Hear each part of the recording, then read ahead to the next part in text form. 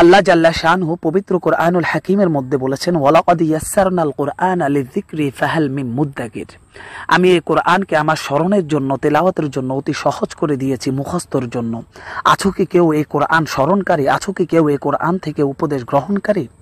এমনিভাবে আল্লাহ পাক রব্বুল আলামিন অপর আয়াতের মধ্যে বলেছেন, ফাকরাউ মা তায়াসসারা মিনাল কুরআন। তোমরা কোরআনের যে অংশ থেকে সহজ মনে করো, যেখান থেকে তোমরা ভালো মনে করো, তোমাদের জন্য সহজ মনে করো, সেখান থেকে তোমরা কোরআনের তেলাওয়াত করো।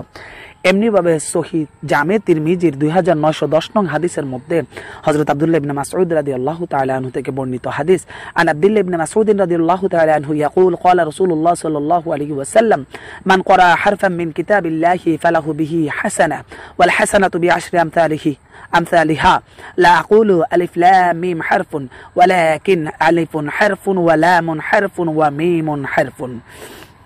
বিশিষ্ট সাহাবী আব্দুল্লাহ ইবনে মাসউদ রাদিয়াল্লাহু তাআলা আনহু বলেন, নবী করিম সাল্লাল্লাহু আলাইহি সাল্লাম ইরশাদ করেছেন, যে ব্যক্তি আল্লাহ তাআলার কিতাব থেকে একটি হরফ তেলাওয়াত করবে, পাঠ করবে, তার আমলনামায় একটি নেকি লেখা হবে, আর একটি নেকি 10টি নেকির বরাবর এবং সমতুল্য।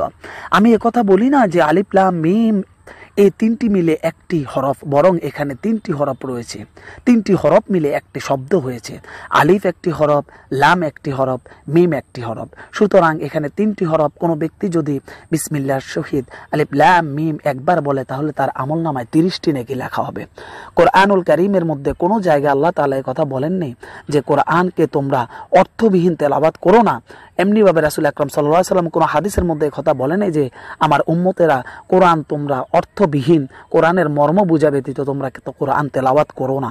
এরকম কোনো প্রকারের প্রমাণ পৃথিবীর বুকে কোনো ওলামায়ে কেরাম বর্ণনা করতে পারবে না, এরকম দলিল দিতে পারবে না যে অর্থবিহীন কোরআন পড়লে নেকি হবে না, অর্থবিহীন তেলাওয়াত করলে সওয়াব হবে না। এগুলো বিভ্রান্তকর কথাবার্তা। যে সমস্ত লোকেরা এই সমস্ত বিভ্রান্তকর মন্তব্য এবং উক্তি করতেছে, বর্ণনা করতেছে, ব্যাখ্যা দিচ্ছে, এগুলো হচ্ছে অপব্যাখ্যা।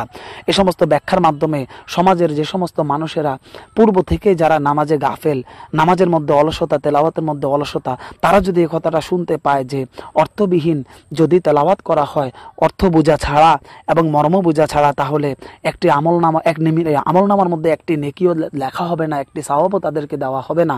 তাহলে তারা আগে কি গাফেল কিংবা উদাসীন অলস ছিল, তার চেয়ে আরো কয়েকশো গুণ বেশি তারা গাফেল উদাসীন হয়ে যাবে, তারা আশাহত হয়ে যাবে, তারা মর্মাহত হয়ে যাবে, তারা আল্লাহ তাআলার কালাম থেকে, আল্লাহ তাআলার রহমত থেকে নিরাশ হয়ে যাবে। এগুলি মানুষকে আল্লাহ থেকে দূরে সরিয়ে দেওয়া, মানুষকে আল্লাহ তাআলা থেকে দূরে ঠেলে দেওয়া ছাড়া আর কিছুই নয়। যারা এই সমস্ত ভুলভাল ব্যাখ্যা দিয়ে মানুষদেরকে বিভ্রান্ত করতেছে, মানুষদেরকে ভীত সন্ত্রস্ত করতেছে, তাদেরকে বলতে চাই, আপনারা জাতির সামনে প্রকাশ্যে এই সমস্ত বিষয়গুলো রুজু করেন, আপনাদের বক্তব্যগুলো ফিরিয়ে নেন এবং মানুষদের সামনে সঠিক ব্যাখ্যা এবং সঠিক বিশ্লেষণগুলা করার চেষ্টা করুন।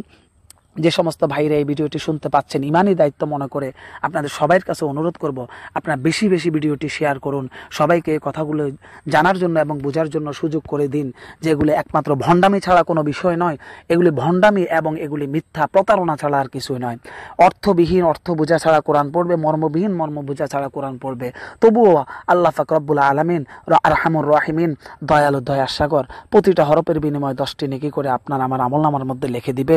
এই সমস্ত মৌলবীরা যারা বিভ্রান্তি সমাজের মধ্যে ছড়াচ্ছে, এদেরকে প্রকাশ্য জাতির সামনে এগুলির থেকে রুজু করে ফিরে এসে তাদের ভুল জাতির সামনে ভুলের জন্য ক্ষমা চাওয়ার জন্য, অথবা তাদের যে ভুল হয়েছে ব্যাখ্যার মধ্যে, তারা যেন একথা বলে যে আমাদের এই ব্যাখ্যাটি ভুল ছিল, আমরা এটা বুঝতে পারিনি, অথবা আমাদের অজ্ঞতার কারণে বলুন, অথবা আমাদের ভুলের ত্রুটির কারণে, আমাদের বুঝার ত্রুটির কারণে বিষয়টি হয়েছে।